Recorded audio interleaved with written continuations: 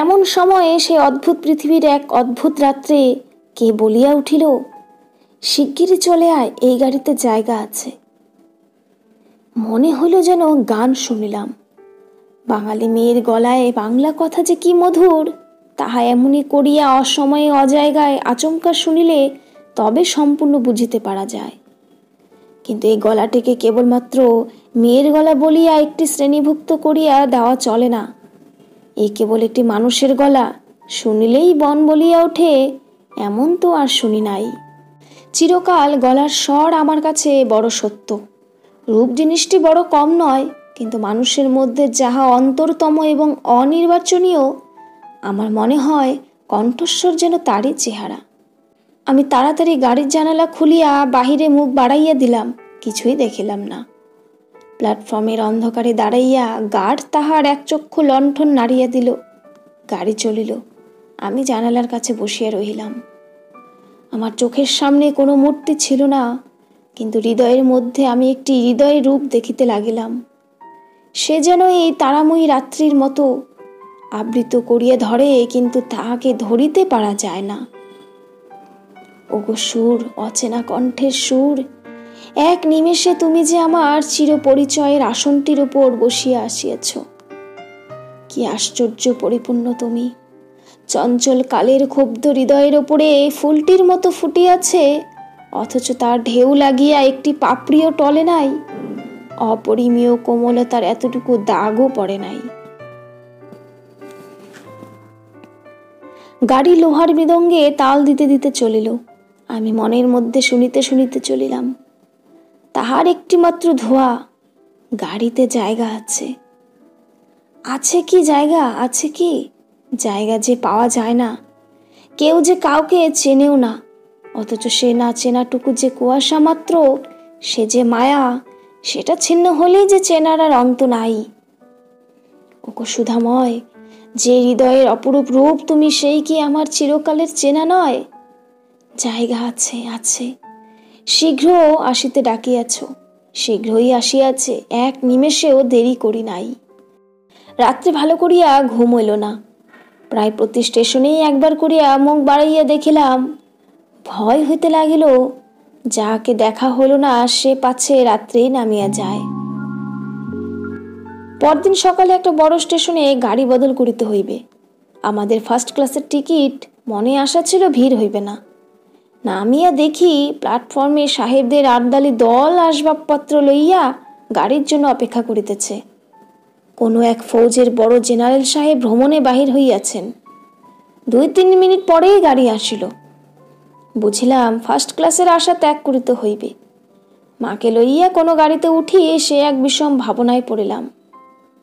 সব গাড়িতেই ভিড়, দাঁড়িয়ে দাঁড়িয়ে উকি মারিয়া বেড়াইতে লাগিলাম। এমন সময় সেকেন্ড ক্লাসের গাড়ি হইতে একটি মেয়ে আমার মাকে লক্ষ্য করিয়া বললেন, আপনারা আমাদের গাড়িতে আসুন না, এখানে জায়গা আছে। আমি তো চমকিয়া উঠিলাম। সেই আশ্চর্য মধুর কণ্ঠ এবং সেই গানেরই ধোঁয়া, জায়গা আছে। ক্ষণমাত্র বিলম্ব না করিয়া মাকে লইয়া গাড়িতে উঠিয়া পড়িলাম। জিনিসপত্র তুলিবার প্রায় সময় ছিল না। আমার মতো অক্ষম দুনিয়ায় নাই।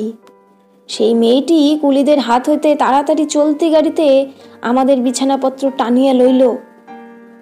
আমার একটা ফটোগ্রাফ তুলিবার ক্যামেরা স্টেশনেই পড়িয়া রহিল, গ্রাহ্যই করিলাম না। তারপরে কি লিখিব জানি না।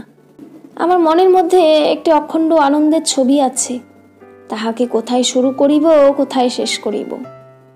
বসিয়া বসিয়া বাক্যের পর বাক্য যোজনা করিতে ইচ্ছা করে না। এবার সেই সুরটিকে চোখে দেখিলাম, তখনও তাহাকে সুর বলিয়াই মনে হইল।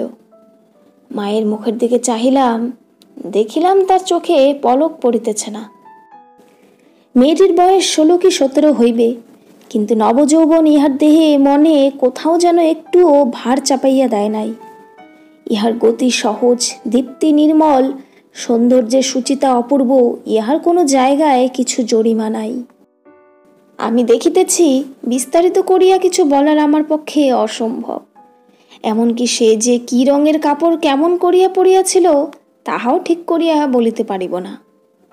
এটা খুব সত্য যে তার বেশভূষায় এমন কিছুই ছিল না যেটা তাহাকে ছাড়াইয়া বিশেষ করিয়া চোখে পড়িতে পারে।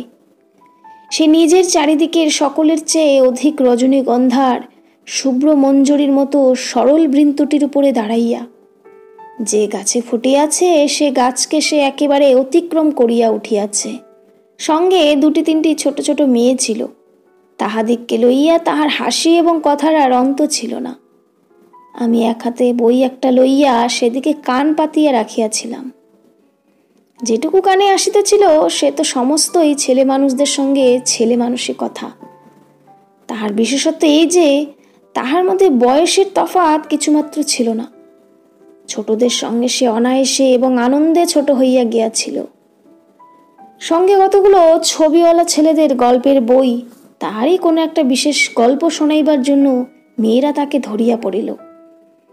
এই গল্প নিশ্চয়ই তারা 20-25 বার শুনিয়াছে। মেয়েদের কেন যে এত আগ্রহ তাহা বুঝিলাম। সেই সুধা কণ্ঠে সোনার ঘাটিতে সকল কথা যে শোনা হইয়া ওঠে। মেয়েটির সমস্ত শরীর মন যে একেবারে প্রাণে ভরা, তার সমস্ত চলায় বলায় স্পর্শে প্রাণ ঠিকুরিয়া ওঠে। তাই মেয়েরা যখন তার মুখে গল্প শোনে তখন গল্প নয়, তাহাকেই শোনে। তাহাদের হৃদয়ের ওপর প্রাণের ঝর্ণা ঝরিয়া পড়ে। তার সেই উদ্ভাসিত প্রাণ আমার সেদিনকার সমস্ত সূর্য কিরণকে সজীব করিয়া তুলিল। আমার মনে হইল আমাকে যে প্রকৃতি তাহার আকাশ দিয়া বেষ্টন করিয়াছে সে ওই তরুণীরই অক্লান্ত অম্লান প্রাণের বিশ্বব্যাপী বিস্তার।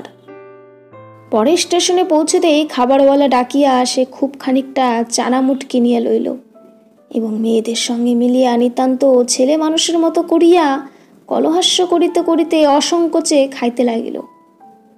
আমার প্রকৃতি যে জাল দিয়া বেড়া। আমি কেন বেশ সহজে হাসি মুখে মেয়েটির কাছে এই চানা এক মুঠা চাহিয়া লইতে পারিলাম না? হাত বাড়াইয়া দিয়া কেন আমার লোভ স্বীকার করিলাম না? মা ভালো লাগা এবং মন্দ লাগার মধ্যে দোমনা হইয়াছিলেন।